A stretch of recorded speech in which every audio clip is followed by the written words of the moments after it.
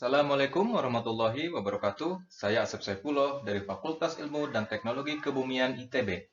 Akan menyampaikan kuliah GL 5240 Geologi Gunung Api. Topik 5, konsep data citra satelit dalam pemetaan geologi gunung api. Segmen 3, tahapan pemetaan citra aster. Pemetaan geologi berbasis citra satelit akan menghasilkan peta interpretatif digital yang bisa dijadikan acuan dalam aktivitas lapangan. Adapun dalam pemetaan produk gunung api, tahapannya bisa sebagai berikut. Yang pertama adalah mengidentifikasi geomorfologi dari produk letusan yang menyusun satu atau beberapa edifice gunung api. Tahap kedua adalah identifikasi struktur penyerta dari produk gunung api tersebut, misalnya struktur linear, struktur radial, dan struktur sirkular. Tahap ketiga adalah identifikasi tingkatan atau pengelompokan produk gunung api dari yang terbesar sampai yang terkecil yang ada di studi area kita. Yang keempat, tahapannya adalah penentuan spesies produk gunung api. Tahapan ini bersifat opsional, bertujuan untuk membantu memperkirakan produk gunung api yang ada terhadap jarak dari pusat erupsinya. Tahap kelima adalah penentuan satuan produk gunung api dari setiap tingkatan yang terkecil yang bisa didefinisikan. Misalnya, tingkat gumuk atau fuluk. Satuan terkecilnya apa saja. Tahap berikutnya atau tahap terakhir berupa penyusunan stratigrafi gunung api. Dalam melakukan analisis visual citra untuk keperluan geologi dibutuhkan pemahaman mendasar mengenai konsep geomorfologi. Geomorfologi adalah ilmu yang mempelajari bentuk permukaan bumi atau landform dan bentang permukaan alam atau landscape termasuk di dalamnya deskripsi, klasifikasi, kejadian, perkembangan, dan sejarah dari permukaan bumi. Geomorfologi mempelajari bentang alam yang terbentuk akibat gaya endogen dan eksogen.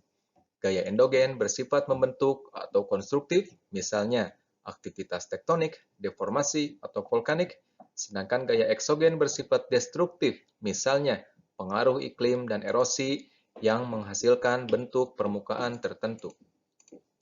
Bentang alam di lingkungan gunung api yang terkait dengan identifikasi produk letusan dalam citra satelit bisa memanfaatkan konsep spesies gunung api untuk memperkirakan produk letusan sebagai fungsi jarak terhadap pusat erupsi. Dalam konsep spesies gunung api, bahwa himpunan produk letusan terbagi menjadi 4, yaitu pertama, spesies sentral yang didominasi oleh kubah lava, breksi konduit, aglomerat, dan intrusi. Kedua, spesies proksimal yang didominasi oleh lava, breksi, tuff, dan tuff lavilik. Ketiga, spesies medial yang didominasi oleh lahar dan tuff. Dan keempat, spesies distal yang didominasi batu lanau danau, konglomerat, dan perselingan batu pasir tuff.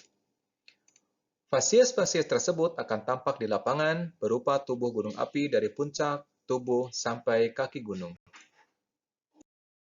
Berikut ditunjukkan visual citra aster VNIR dengan komposit warna RGB band 321 untuk spesies gunung api Kelud. Spesies sentral ditandai dengan keberadaan morfologi kubah dengan rona abu-abu gelap di bagian tengah. Spesies proksimal ditandai dengan pola-pola radial hasil erosi sungai, aliran lava, dan pengendapan jatuhan piroklastik yang ditandai dengan rona abu-abu terang, rona merah, mulai muncul yang berasal dari tutupan vegetasi meskipun dalam jumlah yang sedikit.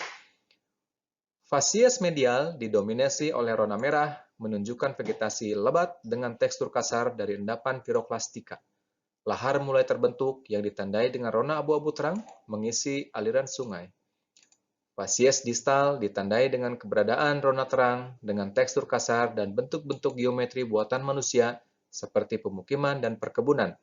Endapan lahar semakin banyak yang ditandai dengan rona abu-abu terang mengisi sungai-sungai. Contoh lainnya adalah visual untuk batas produk gunung api guntur yang ditandai dengan perbedaan rona, tona, struktur, dan tekstur pada citra. Citra Aster PNIR komposit RGB saluran 321 yang sudah terkoreksi atmosfer dan dibantu dengan observasi lapangan dapat digunakan untuk mengidentifikasi litologi pada kondisi tutupan vegetasi yang jarang. Karakteristik visual untuk produk gunung api muda dengan Citra Aster PNIR sebagai berikut. Batuan beku andesitis dicirikan oleh tekstur kasar dengan rona abu-abu kehijauan dari kehadiran mineral klorit. Batuan beku basaltis dicirikan oleh struktur aliran tona gelap dari kehadiran mineral mafic dengan relief kontras tinggi dengan satuan di sekitarnya. Bangunan dicirikan oleh rona hijau, tekstur kasar, dan bentuk-bentuk simetris.